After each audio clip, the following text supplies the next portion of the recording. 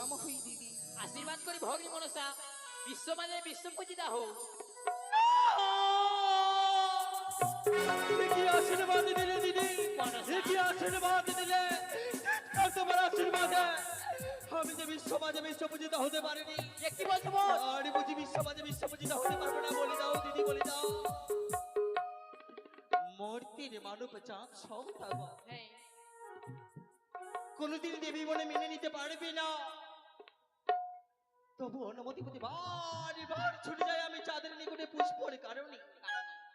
চাঁদ সৌদাগর কি দিই জানো দিদি? দিই মনে গালাগাল করে মরে লালছনা।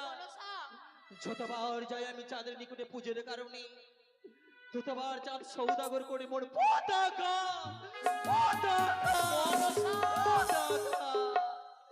কি করে আমি বিশ্ববাজি বিশ্ব পূজিত হতে পারবো? বলি দাও, বলি দাও দিদি, বলি দাও। আরে যুক্তি বলো নেতা দিদি, উপায় বলো মরে। বলে দেবো বোন।